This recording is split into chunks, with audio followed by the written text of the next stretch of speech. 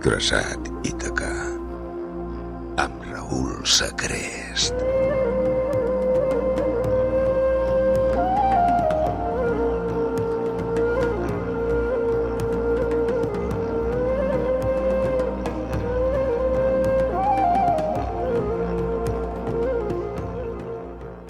El 23 de agosto de 1971, el nombre de Belmez, un pequeño pueblo jienense, se escribía con grandes titulares en todos los periódicos españoles. Sucedió que en el suelo de una casa frente al hogar aparecían unas misteriosas caras. Enseguida, en una España necesitada de prodigios, los curiosos afluyeron a Belmez y formaron grandes colas para contemplar las imágenes perfiladas en el cemento.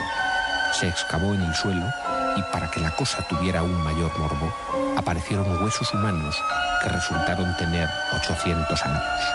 Por eso que hicimos la excavación y volvimos a echar cemento y vuelven a aparecer y no sabemos de lo que es.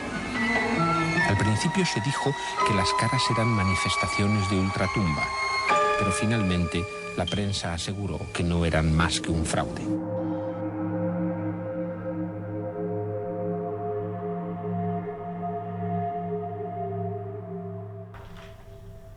Buenas noches y bienvenidos a Traçat Ítaca, a la 107.4 de la FM.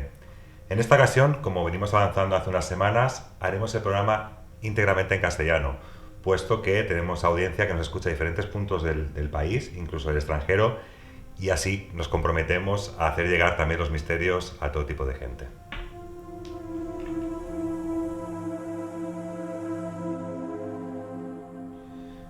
Bueno, Javi nos ha puesto una entrada. Hablamos de Belmez de la Moraleda, donde en el año 1971 saltó la noticia. Unas caras aparecían en una cocina, justamente en un domicilio, algo que no tenía que estar ahí. Y para más casualidad, justamente cuando los investigadores empiezan a hacer sus pesquisas, se encuentran con unos cuerpos, se encuentran con unos cadáveres. Y aquellas caras siguen surgiendo. Cuanto más, el misterio se empieza a envolver.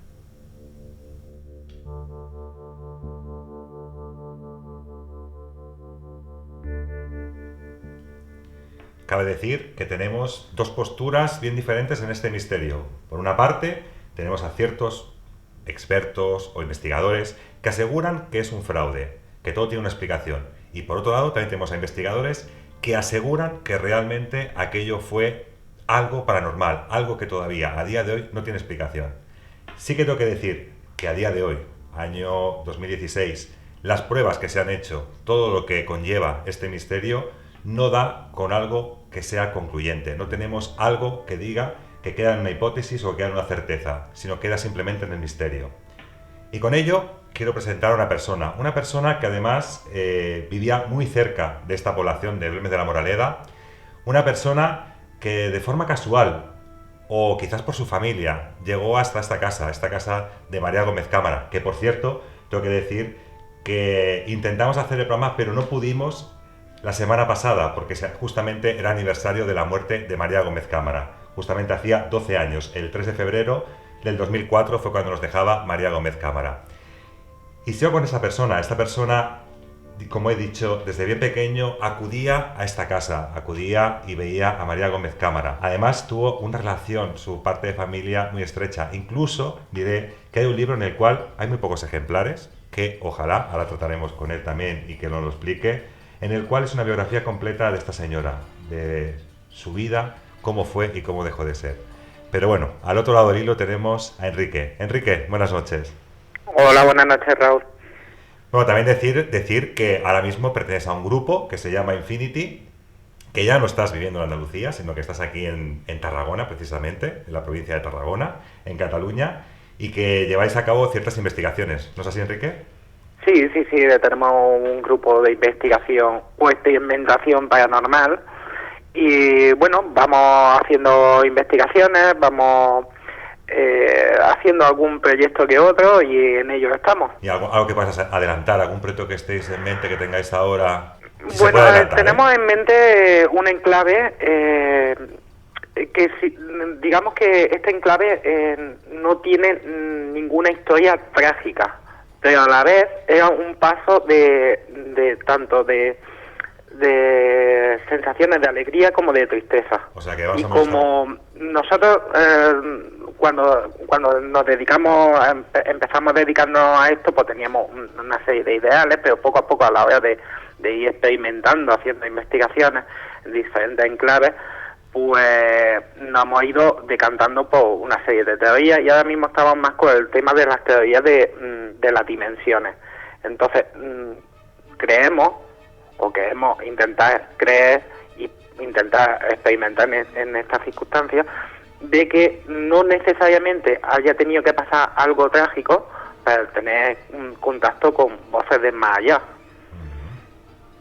Bueno, hace poco tuvimos, hace un par de semanas incluso, alguien que experimenta mucho con el tema de las psicofonías y también bien dijo que hay una realidad, y es que psicofonías se pueden captar en cualquier lugar. Es decir, aquellas voces que parece ser que no tienen una explicación o no deberían estar ahí, como bien decía, en esas grabaciones, aparecen en cualquier lugar. Con lo cual, yo creo que, como quien dice, en esas voces sí que estamos un poco impregnados, que por todas partes pueden llegar a surgir y que no necesariamente tiene que ser un sitio encantado. Y desde aquí también tengo que recomendar que nadie desde casa intente hacer este tipo de psicofonías, no por nada, no porque tenga que pasar nada absolutamente, ni porque vaya a ocurrir una tragedia, sino simplemente porque dormir en el lugar donde has escuchado algo que a lo mejor no debería estar ahí, pues a lo mejor no tiene que ser placentero, no tiene que gustar. Pero bueno, Enrique, viajamos hasta Belmez de la Moraleda, nada más y nada menos que el 23 de agosto de 1971. Aquí encontramos a María Gómez Cámara, que está cocinando, parece ser, y puede ver en el suelo de su cocina como una cara, algo que se dibuja una cara, y va a buscar a sus amigas, a unas vecinas del pueblo, para comprobar que lo que estaba viendo ella era real, era una cara. ¿Tú has podido ver en primera persona aquella cara? Creo, si no recuerdo mal, Sí, que es la pava. Esa cara en concreto es la pava, la que se conoce como la pava. Sí, la he podido ver, y muchas veces. Porque vamos a explicar la historia. ¿Cómo llegas tú hasta la casa de María? Bueno, pues yo llego a la casa de María porque mi padre entabló una relación de amistad con esta mujer. Mi padre, por su trabajo, pues tenía, en determinadas ocasiones se dedicaba trabajaba en la fábrica de Suzuki, entonces estaba en prototipo y él tenían que hacer rodaje de los coches. Si montaba una pieza, pues tenían que hacer pues X kilómetros. Y él, cuando cuando apareció el fenómeno de las calles de Belmez, pues ya fue él allí, la curiosidad, y conoció a María. Y al cabo de muchos años, pues al tener que hacer esta ruta de coche, pues acudía bastante por allí a verla. Claro, cuando acudió por primera vez después de mucho tiempo, María lo reconoció. Y claro, ahí empezó otra vez a entablarse la amistad grande. Y bueno, al final pues toda la familia fuimos a conocerla. Acudíamos asiduamente a verla porque es una mujer muy cariñosa, entrañable, por lo menos con nosotros, sobre todo con mi padre, era muy muy cariñosa, le tenía muchísimo aprecio, y a partir de ahí pues con nosotros también, lo que comentaba mi tía, que era psicóloga, también vino, y fue cuando se entabló entre ellas una amistad, y mi tía decidió hacer un libro de, no digamos biográfico, pero sí de las charlas que tenía ella con María Gómez Cámara. No realizó una investigación de fenómenos de las calles de Belmez, sino dijéramos las calles de Belmez desde el punto de vista de María, que quizás sea el punto de vista que menos conoce la gente.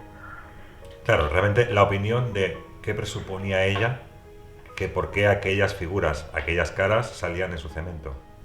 Exactamente, o teoría o incluso charlas, por si miedo o no hay miedo, o por qué, o qué pasaría si no estuviera, o si dejaran de aparecer, o cómo se sentía ella, la relación que tenía ella, porque existía una relación con ella, la figura de María Gómez Cámara y las telepraxias. Porque, Enrique, desde que estás visitando, cuando empiezas a visitar esa casa, ¿qué año es? O sea, años 70. Yo empecé a visitar esa casa, creo que en 95. Y estuve visitándoles hasta el 2003, unos meses antes de que falleciese María Gómez Cámara. Pero es que mi tía, la psicóloga, la que escribió el libro, falleció 5 meses antes. como que también se me hacía difícil ir a verme faltando mi tía, porque teníamos una relación muy estrecha ella y yo. De hecho, el libro, fíjate cómo son las cosas de la relación, que en cuanto ves el primer agradecimiento está hecho a mi hermano y a mí. Entonces, claro, teníamos una relación muy estrecha. O sea que tú ya desde pequeño ya marcabas ese punto y aparte en el tema de la parapsicología. Evidentemente eres de una familia que, por lo que estoy entendiendo, tu padre, al enterarse de ciertos fenómenos, lo que está ocurriendo en Belmez de la Moraleda, evidentemente la repercusión fue muy grande en toda España. Tu padre se acerca, tiene una amistad con María y a su mismo tiempo, tu tía en este caso, si quieres decir el nombre, perfecto. Porque Sí, creo se que llamaba María Dolores Soriano Rodríguez. Sí, no hay ningún problema. más que nada también como reconocimiento a esta labor que realmente hizo, yo creo que sería apropiado también. Entonces, a partir de aquí, María Dolores, o sea, tu tía, más parapsicóloga, lo que se dedica es a realmente estudiar o preguntar a la persona que convive con aquellas caras. ¿Y qué es más o menos lo que se encuentra? ¿Qué es lo que te decía tu tía en aquel momento? Bueno, mi tía lo que entablaba una serie de conversaciones, a veces no tenía nada que ver. La curiosidad fue cómo se entabló la relación, porque mi tía, a ver, en el mundo de la parapsicología, lo primero, lo que hay que hacer es intentar descartar. Entonces mi tía fue con la idea de que aquello, quería conocerlo porque mi padre dijo, ven y lo conoces, porque mi tía tenía la concepción de que eso no era verdad, no es que fuese un fraude, sino que no era verdad. Entonces, claro, mi padre dijo, ven tú misma y lo compruebas. Y mi tía pues no sabía la relación que existía. Me dijo, si conoces a esta mujer, sí, ven, vamos un día y estamos allí con ella. Claro, ella vino con la idea de que aquello no era verdad. Algo no sabía si era mancha de humedad o lo que fuera. Entonces, claro, llegó allí, vio aquello, se sorprendió y hubo una circunstancia que pasó que para mí es graciosa, porque graciosa y anecdótica, y a la vez preocupante fue en ese momento. Mi tía estaba, había tenido un tiempo antes una operación ovárica, una tumoración benigna en este caso, pero en una revisión ginecológica le sacaron una semana antes de hacer esa visita, le sacaron como que tenía otra tumoración, no sabía si era benigna o maligna. Entonces, claro, se acababa de hacer unos marcadores tumorales y tenían que ver los resultados a cabo de un par de semanas. Entonces, cuando mi tía llegó allí, se quedó observando las caras y claro, estaba como un poquito alucinando lo que estaba viendo. Y claro, mi tía estaba pensando en las caras y en su tumor. Y en ese momento María le dijo, pídele a las caras para que todo te salga bien. Y claro, mi tía dijo, perdona María, dice, ¿que has notado algo de que yo estoy sintiendo de que...? Dice, mira, ven, acércate. Dice, tócame el brazo. Y el pelo de María, el pelo del brazo, el vello, era de punta. A partir de ahí, mi tía le cambió la idea de lo que estaba viendo allí. Y le dijo, tú pídele a las caras que yo también le rezaré. Ya veas como todo saldrá bien. Y mi tía le dijo, si sale bien, vuelvo. Y efectivamente, volvió una, otra. Eso, mi tía conoció en el 97 y hasta el 2003 era todos los sábados. Porque tengo que decir que yo soy de Bailén, y de Bailén a verme a ver unos 60, 80 kilómetros.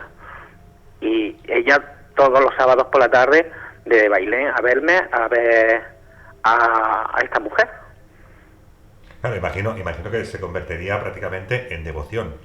Es decir... Sí, es que María, la persona de María tenía una personalidad muy fuerte, pero era una mujer súper cariñosa, súper, no sé, agradable. Yo te puedo decir que yo cuando he ido allí, yo nunca he notado rechazo por su parte, ni nada. Era una mujer... no sé si también por la idea de que como iba con mi padre, se abrían las puertas, porque es que ya te digo, María tenía una idea de mi padre, tenía algo, le unía algo, no sé si la amistad, no sé si el que a veces entre miradas se dicen las cosas, la gente, el ver que la mirada es porque claro, nosotros no íbamos allí a juzgar si las caras de Belmez eran verdad o mentira, nosotros íbamos a verla a ella, y eso, claro, a lo mejor ella eso no se lo encontraba habitualmente. La gente que pasaba allí, que era gente continuamente, autobuses que iban allí, iban a ver las caras de Belmez, y nosotros no íbamos a ver las caras de Belmez, íbamos a verla a ella. Claro, el fenómeno se había comido realmente o literalmente a María Gómez Cámara, la había relegado a un segundo plano, a un tercer plano. Incluso lo que tú decías antes, que realmente no se conoce a María Gómez Cámara. Sí que en muchos medios se ha podido hablar de ella, aquel carácter que tenía, aquel temperamento, aquella mirada que yo creo que ha hipnotizado incluso propiamente a las cámaras de televisión española, como diferentes medios que se ha podido acercar, ya solamente aquella postura que tenía María, sentada en aquel sofá, aquella mirada, yo creo que a todos nos transmitía un algo, por lo menos un misterio que estaba rodeándole en su casa y que no sabía bien qué respuesta poder dar. Y fíjate... Sí, pero en esta cuestión que hace un apunte, porque, claro, tú imagínate, Raúl, que en tu casa te aparece una teleplastia y ahora todo el mundo viene a tu casa a ver las teleplastias. Y esta mujer tenía la casa abierta todo el día para la gente. Y nunca ha dicho no pase. O sea, claro, una cosa que venga a mi casa y otra cosa que pase todo el mundo y tenga que tener la mirada de decir, a ver, ¿qué está pasando? ¿Qué estáis haciendo? Oye, que es mi casa, no tengo intimidad. Claro, yo me tengo que poner también en la situación de esta mujer. Claro, que es que allí venía autobuses. Realmente tiene que ser muy duro. Realmente tiene que ser muy duro el hecho de que vengan autobuses. Y esto sí que es cierto, porque desde el año 71 que salta la noticia, sí que es cierto que tarda unos años más en saltar al gran público, pero sí que se corre la voz por todas las poblaciones de Andalucía y sí que la gente va en peregrinación realmente a ver aquellas caras, a ver aquel milagro que en cierto momento incluso pudo parecer, si no recuerdo mal, la propia esfinge de lo que es la propia cara de una iglesia, propiamente creo que en Jaén, si no recuerdo mal, que también recordaba incluso a esa propia imagen como que dice que era de Jesús, en ese sentido. Sí, sí, la de Santo Rostro, o Santa Faz, como le dice. Allí la conocemos como Santo Rostro, y asemejaban la pava a esta imagen de Jesucristo, pero también sobre la pava te quería hacer un apunte, porque claro, ahora mismo tú coges la imagen de la pava, las más actuales, porque ya casi apenas se ve, y ahora mismo es redondeada, pero cuando salió, en la cara la tenía fina. Y hay otra cosa, cuando se arrancó de la pared, o sea, del suelo, y después se puso en la pared, esa cara estaba centrada. A día de hoy tú la ves como si hubiese querido moverse para salir, volver hacia el suelo. Hay parte, el ojo derecho de la cara ya está pegando al final del recortado que hicieron. ¿Tú piensas? O sea, que el tema de movimiento de la cara, incluso del cambiar la forma y todo eso, siempre ha existido. Bueno, de hecho, fíjate que en Cuarto Milenio se hizo un reportaje, fue el primer reportaje de la temporada 10. Sí. Y sí que es cierto que se comentaba, las primeras fotografías que se tomaron, en este caso que pudo tomar Iker Jiménez, porque Iker Jiménez, recordemos que junto a Lorenzo Fernández Bueno y a Luis Mariano Fernández Pimentel, fueron de las primeras personas que estuvieron un poco ahí al quite, porque sí que es cierto que en cierto momento hubo mucho descrédito por parte de la prensa, como mucha querer ocultar y querer tapar aquel fenómeno y desterrarlo por completo. Pero sí que es cierto que ciertas investigaciones han estado haciendo vivir un poco lo que serían aquellas caras de Belmez. Y a referencia a lo que decía Iker Jiménez, sí que es cierto que se ve esos cambios, esas modificaciones en prácticamente todas las caras o todas las figuras que surgen en aquel cemento han sufrido alguna modificación con el tiempo. Sí. Además, pero no solo esa, sino todas. Y el apunte que te hice en Barcelona, creo, lo de las caras en movimiento. O sea, yo llegué a casa de María, sentarme allí al lado de ella y ver una de las imágenes, pues en un punto, y al cabo de 10 minutos ya no estaba en ese punto, estaba más hacia la derecha, pero una cosa de medio metro. O sea, tú has llegado a presenciar, entonces, Enrique... Yo he llegado a presenciar como una imagen, estaba en un sitio y después no estaba en ese sitio, estaba movida, se había movido. Y yo preguntarle a María que, oye, que esto no estaba aquí, que estaba allí. Y decía, sí, es que a veces se mueven y otras veces ya desaparecen y aparecen otras nuevas. O sea, tenía movimiento. O sea, estamos hablando que aquella imagen que podía estar en un rincón concreto de aquella vivienda, tú estabas mirándola en cierto momento, quitabas la vista para hablar con María, para hablar con quien fuera que fuese, volvías a mirar y aquella imagen se había movido incluso hasta medio metro, se acaba de decir que se podía mover. Sí, aproximadamente, claro, de esto te estoy hablando que a lo mejor me pasó con 16 años, y claro, 35 que tengo, 19 años hace de esto. Te puedo decir así de memoria que fue por unos 30, 40, 50 centímetros lo que se movió. Pero claro, yo no vi el movimiento, yo vi que en un momento dado estaba en un sitio y después no estaba ahí. ¿Y cómo lo puedo asegurar yo? Porque cuando la vi tenía que girar la cabeza y cuando la vi por segunda ya no tenía que girar la cabeza.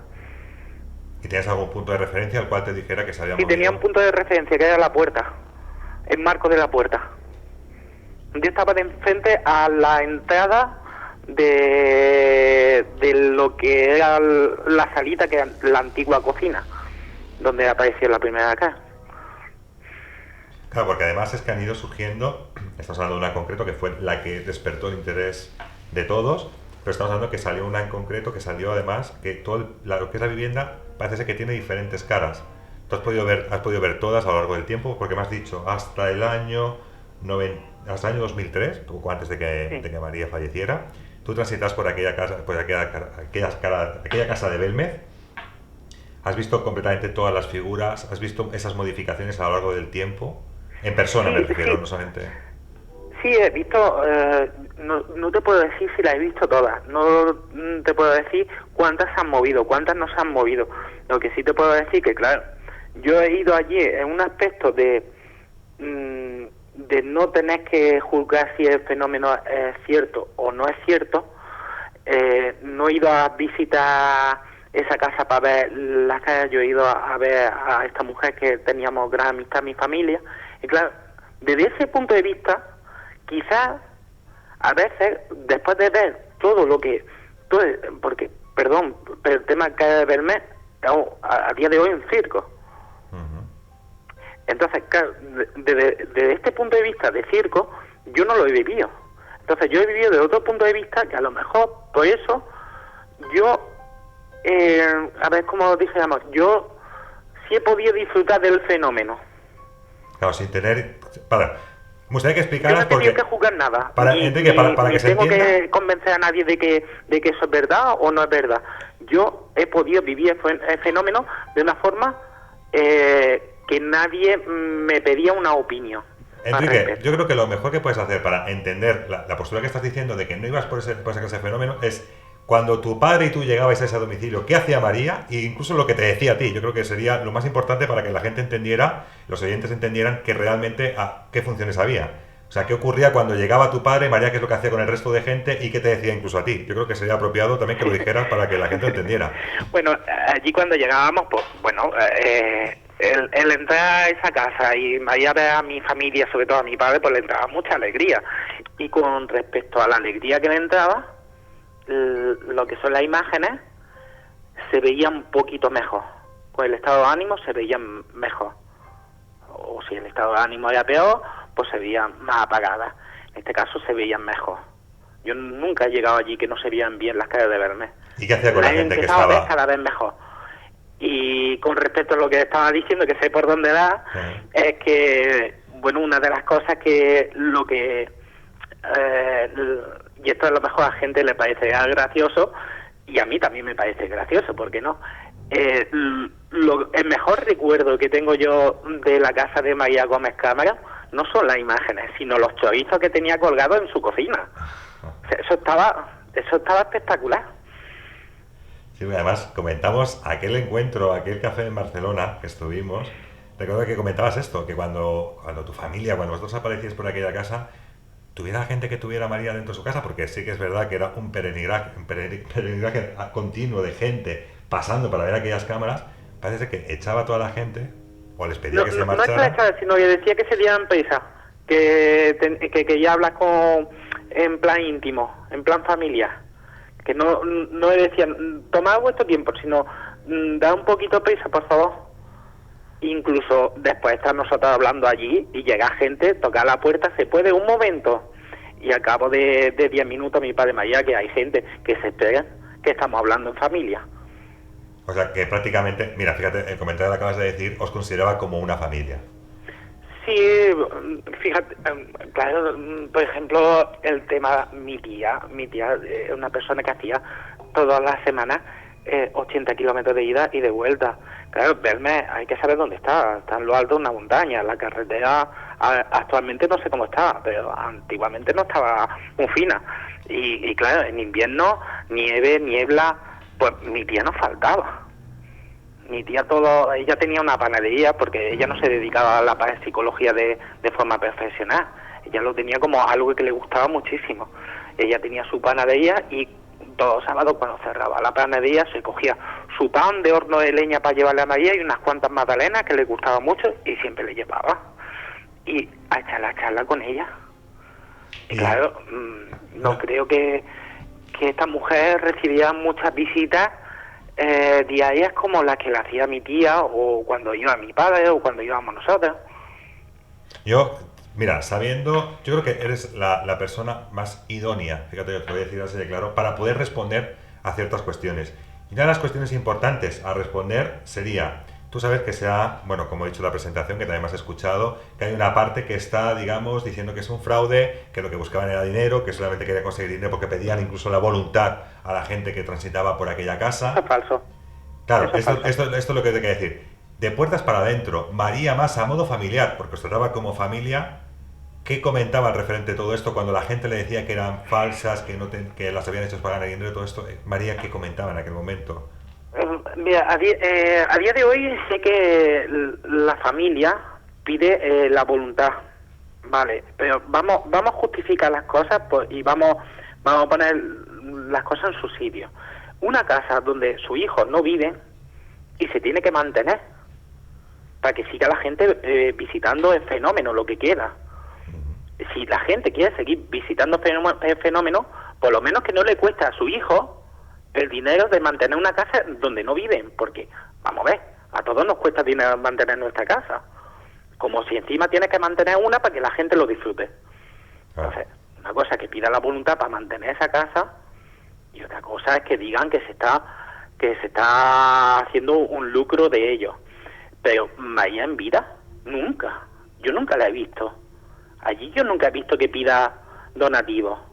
Hubo un caso al principio que alguien le dijo a María, toma, hazte una foto, y puso con una foto de la pava y le hicieron una foto y querían vender la foto de María y María se cabreó muchísimo con esta persona, pues dijo, ¿a quién le has pedido tu permiso para hacer esto? Es más, hay y esto está documentado, de que unas monjas acudieron a casa intentaron acudir a casa de María, no llegaron ni ahí, para ofrecerle vender el agua de Belmez. O sea, botellas de agua con los logotipos o las pegatinas de las calles de Belmez, de la pava o del pelao, de lo que sea, seguramente de la pava. Y rotundamente se negó. Claro, para todos los oyentes que en algún momento han escuchado la típica teoría de que se hizo este montaje o se hicieron estas caras para ganar dinero, aquí yo creo que queda la prueba evidente marcada de que esas monjas... Pero yo añadiría, ¿quiénes son los que han ganado dinero? Bueno, realmente yo te voy a decir la verdad. Yo creo que han ganado dinero y me voy a mojar, fíjate, Enrique, porque también considero que estamos ahora mismo en familia. Yo creo que han ganado dinero los investigadores que negan lo que es el fenómeno, escribiendo ciertos libros, escribiendo ciertos artículos y demás, como los investigadores que también han hecho investigación afirmando que el fenómeno es paranormal. Yo creo que en ambos lados.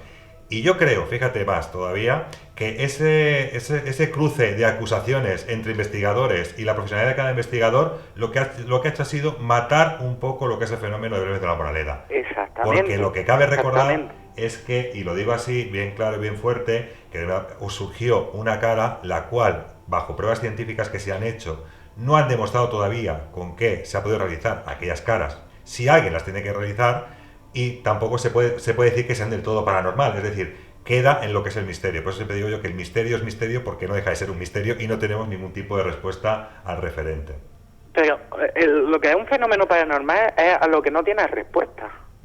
Si tuviera respuesta ya no sería un fenómeno paranormal. Exacto. Sería una cosa que sería o fraude o algo que se puede explicar, pero ya no sería un fenómeno paranormal. Podemos decir que las caras de Belmez es un fenómeno paranormal porque no tiene explicación a día de hoy. Quizás dentro de unos años tengamos explicación, pero a día de hoy no. Y en vez de disfrutar uno de los fenómenos paranormales más grandes que ha habido, lo que hacemos es machacarlo.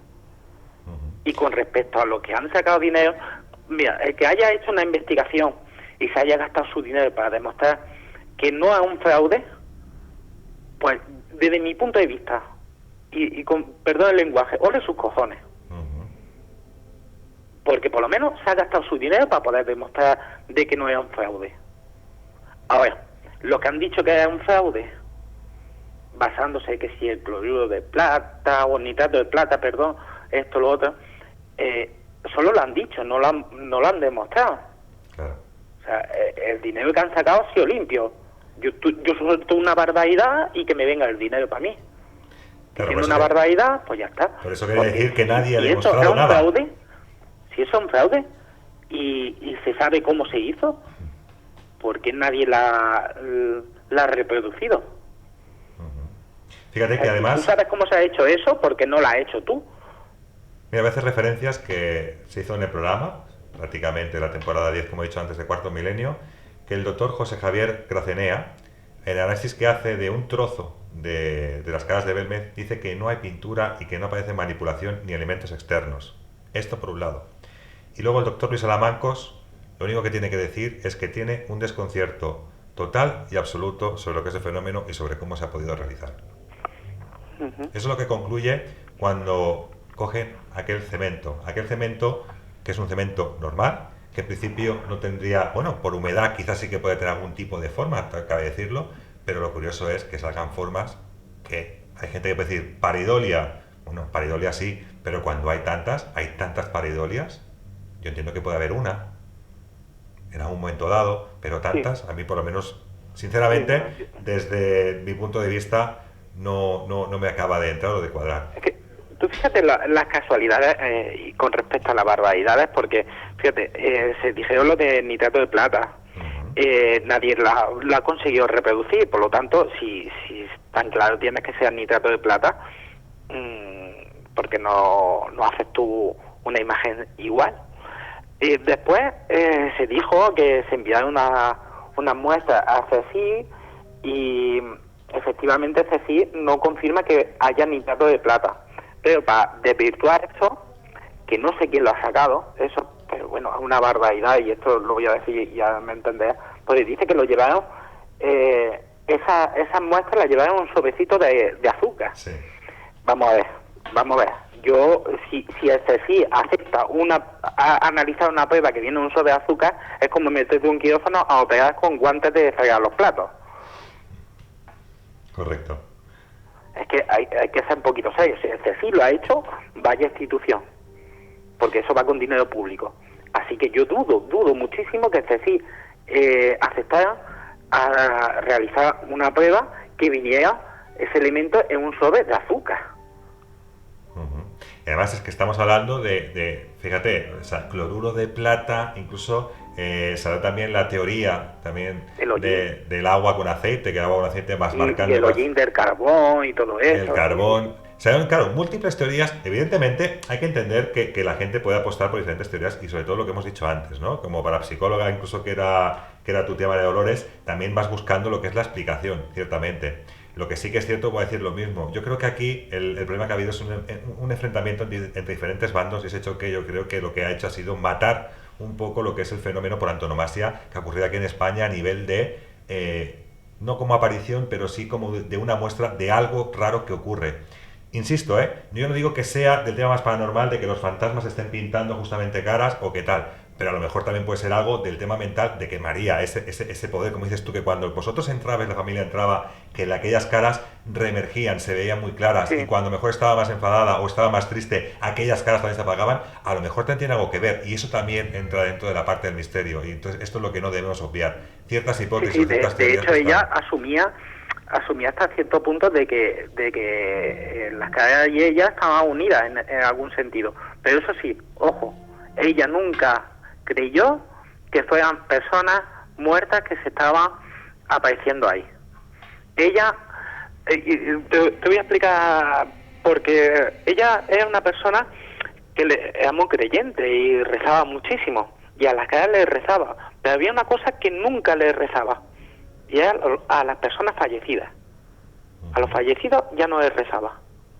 Entonces, por lo tanto, si le rezaba a las caras, ella no pensaba, y eso lo decía yo con respecto a que dijeron y esto es investigación, o sea que no dudo de ella con el tema de los familiares que murieron en el Cerro del Cabezo, pero ella no creía que fuera eso, porque decía, yo tengo 5 en la Virgen de la Cabeza y aquí nunca han venido a verme, y estos no son muertos. No sé, ella es su forma de ver las cosas. Claro, esto hay que entender una cosa, esto no se ha dicho nunca de que María dijese eso, porque nadie le preguntó. Una de las cosas que a María no le gustaba es que toda la gente que pasaba le decía, esto es un fenómeno paranormal, o esto hay que investigarlo, o esto no tenemos explicación, pero nadie le preguntaba a ella. Claro, la persona que convivía con las caras, es que esto es lo curioso. Claro, La persona claro. que donde surgen unos fenómenos, donde surgen ciertas cosas extrañas, vamos a llamarlo así, no se le pregunta cuál es su pensamiento. ¿Qué es lo que ella Estaban cree? tan centrados en las imágenes que no estaban preguntando a la persona que vivía con las imágenes. Y quizás si se hubiese preguntado más a ella, hubiésemos sabido más cosas. Porque lo del Que santuario, después por te las puedes ejemplo, creer o no, pero hubiésemos sabido más cosas. Enrique, lo del santuario que se ha hablado de aquella teoría, incluso que Iker relata en uno de sus libros. El santuario de la Virgen de la Cabeza. Ajá. Bueno, esto es la investigación que hizo Iker Jiménez, Luis Mariano Fernández, me parece, creo recordar. Sí. Esto viene a raíz de una hipnosis, un programa que se hizo, una hipnosis en Casa de María, un programa de Canal Sur, donde sacaron, a través de hipnosis o algo así similar, Sí, sacaron esa relación. Que fue Ricardo Bru, además, precisamente, quien hizo el tema del, no sé si no recuerdo mal también. Sí, creo que sí. Es que claro, hace tanto tiempo que yo ahora no recuerdo. Recuerdo el programa, pero no recuerdo ni de quién, ni cómo se llamaba. Pero sí recuerdo ese hecho.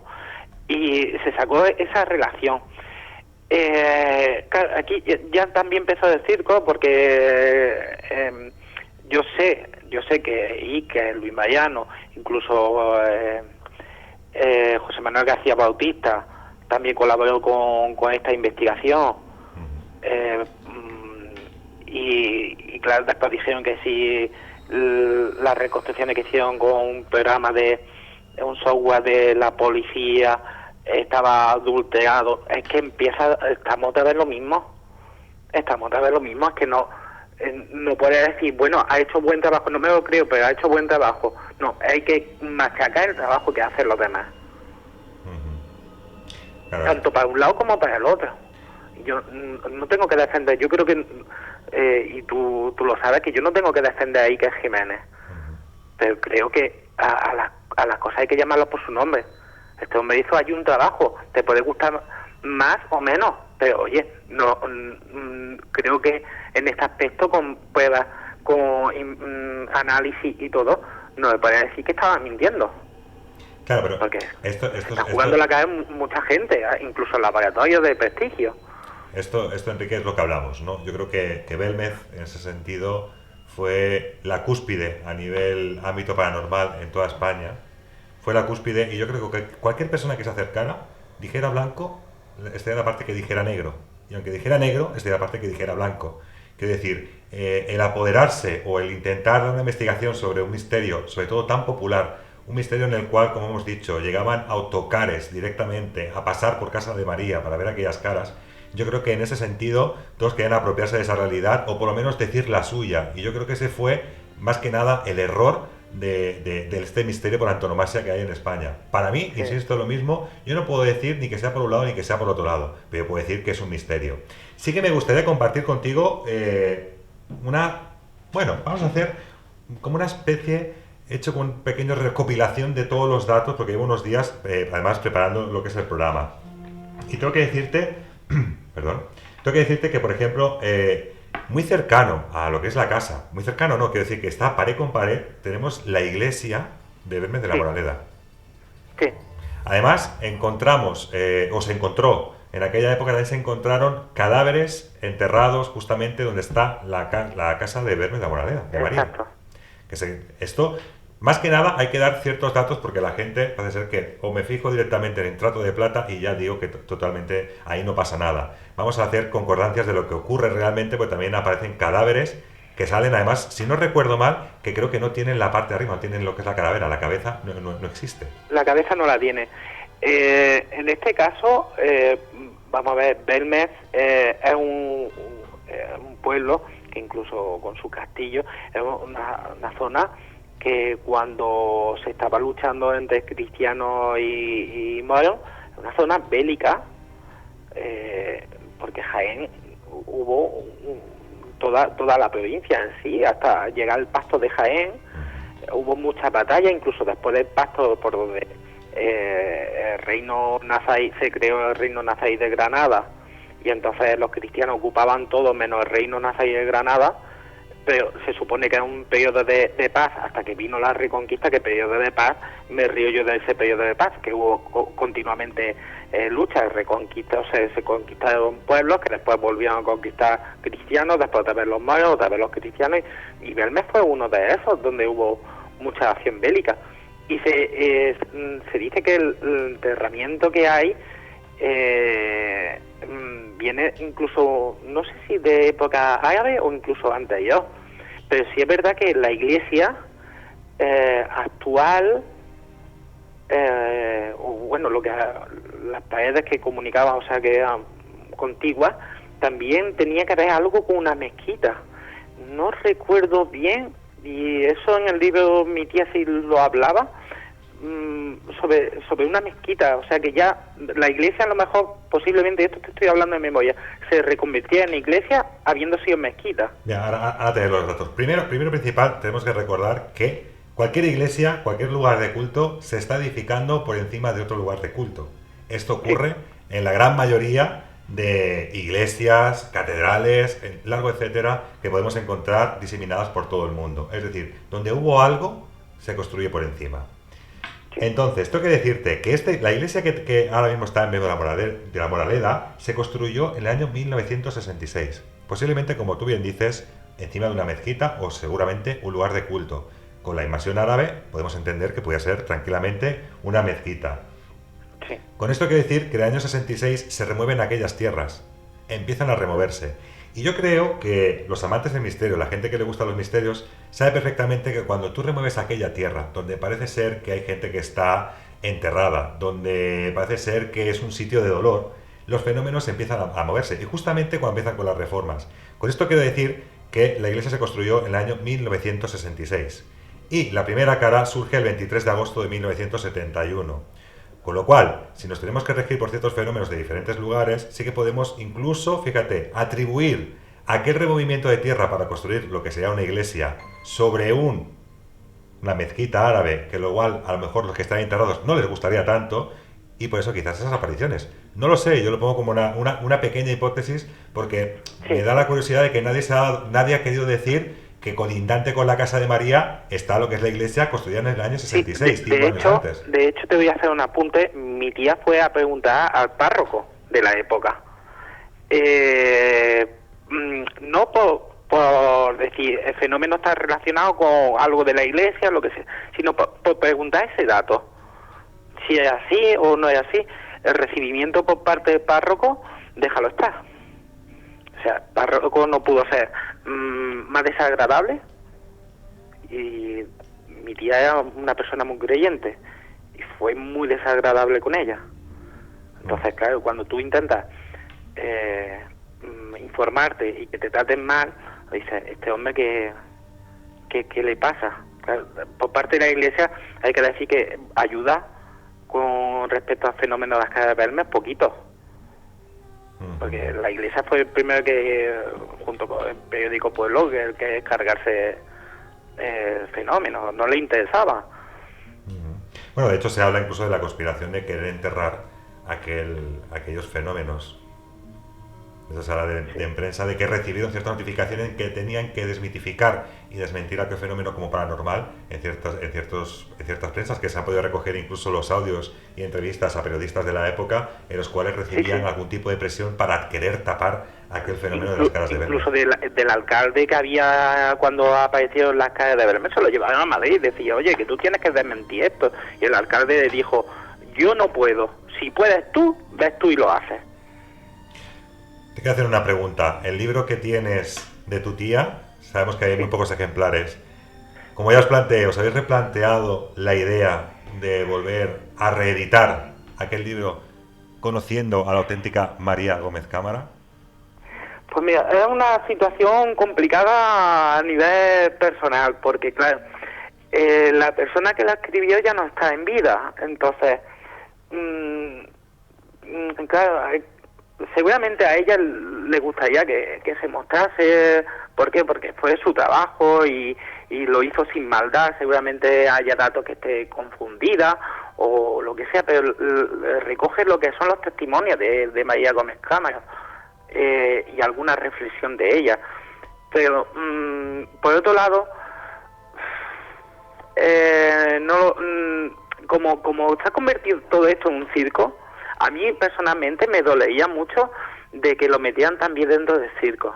Entonces a veces pienso, pues me gustaría que se diera a conocer lo que hizo mi tía, incluso por la memoria de ella, porque yo estaba muy unido y vamos, a mí me encantaría reconocerle su trabajo y cómo era ella, pero a la vez me da miedo, es decir, es que entramos en el circo, porque la gente no va a leer el libro como diciendo, vamos a ver qué nos cuenta esta mujer de cómo era María Gómez Cámara, sino va a buscar el morbo. Y este libro no tiene morbo. Bueno, pero el libro quizás está contado de lo que le contaba esta mujer sábado tras sábado. Quizás, Enrique, sería bueno que conociéramos realmente a la auténtica María Gómez. En ese sentido sí que sería bueno, y que la gente, ante todo, va a decir, pero sí que sería bueno que para la gente que nos entusiasma el misterio pudiéramos conocer de fondo ese libro, ese trabajo de tu tía, que para mí es impresionante, recoger todo este testimonio de María y sobre todo saber el porqué y qué es lo que opinaba, lo que hemos dicho antes, María Gómez Cámara. Desde aquí, desde la radio, Enrique, el tiempo es oro, con lo cual sí que me tengo que decir que tengo que despedir porque ya estamos apurando prácticamente la hora que tenemos, que nos dejan. Decirte que ha sido el primer programa que hacemos en castellano. A ver, he querido estrenar así, sé que tú eres de Jaén y sé que además esto puede llegar un poquito más para que la gente de Andalucía pueda escucharlo. Así que bueno, decirte que muchas gracias y que estamos en contacto y que espero teneros pronto por aquí también por el estudio. Sí, seguro que algún día nos acercaremos y estaremos allí en el estudio, que tenemos ganas. Ha sido un placer y todo un honor que el primer programa en castellano haya sido conmigo. Y perdonad que Isabel no haya estado con nosotros, pero asuntos personales ajenos a su voluntad se lo ha impedido. Bueno, mándale un fuerte abrazo y se lo daré. Lo dicho, vamos hablando. Enrique. Vale, un saludo. Buenas noches. Buenas noches. Bueno, y hasta aquí llega primer Trasat Ítaca en castellano. Hemos recorrido los misterios del camino, los peregrinos, hemos llegado hasta Belmez de la Moraleda, la calle Real número 5, hoy en día calle María Gómez. Así que nos vemos, o nos escuchamos, como siempre digo, en 7 días, seguramente en catalán, pero a la espera de que una vez por mes será en castellano. Un saludo.